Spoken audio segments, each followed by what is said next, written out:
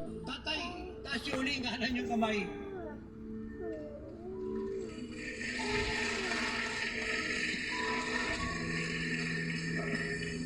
God bless you po, tatay.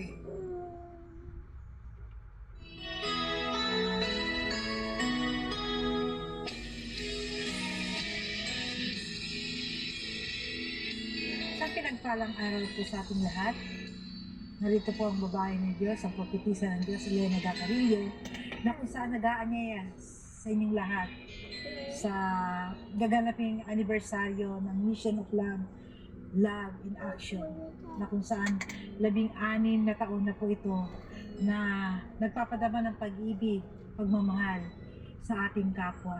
Yamang ito ang unang utos ng Diyos sa atin, yung mahalin natin siya ng buong puso, buong espiritu at buong kaluluwa, at mahalin natin ang ating kapwa. Itong dakilang utos, hindi po kaila sa atin na nakaranas po ang ating bansa ng bagyo, ulan o pagbaha na maraming tao o maraming pamilya ang dinaanan nito.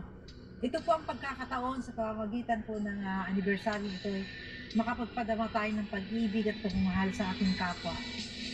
Hindi lang po isang tao, kundi libo-libong tao po ang hinanda po natin para sa araw na yan, sa anibersaryo po ng Mission of Love, Love in Action.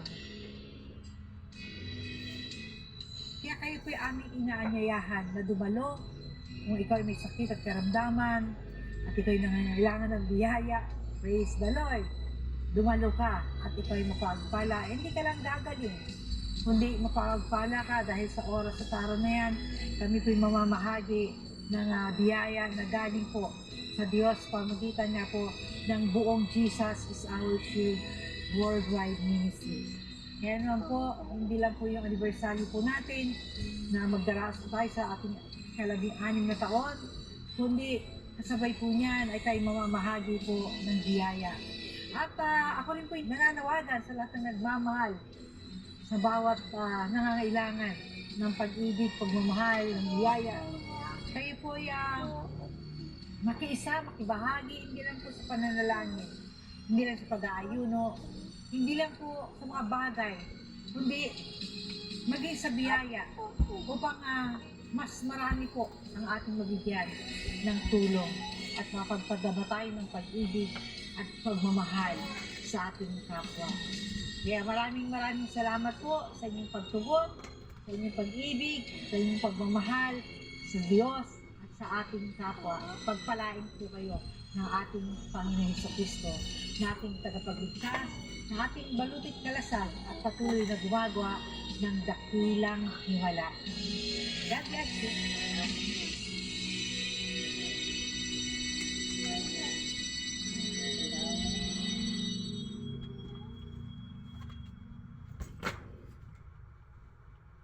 Be one of the partners with the mandate of the man of God, Apostle Renato D. Carrillo of Jesus is Our Shield Worldwide Ministries in proclaiming the Living Like Jesus Gospel through every means available. With our TV and radio programs, social network evangelism, print resources, and other ways, we have reached the whole world with the good news. Our Living Like Jesus prayer and counseling hotline are here for all 24/7. We continue to share God's love and greatness through our live services and the Living Like Jesus Apostolic Mission Travel of the Men of God here and abroad, bringing salvation, healing, deliverance, blessings, and apostolic revival to the church worldwide.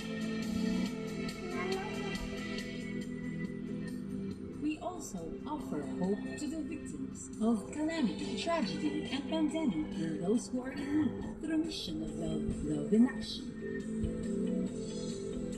Join us in taking the life-saving, miracle-working power of Jesus Christ to the ends of the earth and the Living Like Jesus Gospel to the church. Call or send a message now. Your love offerings truly make an eternal impact. Be a partner with the mandate now and be greatly blessed.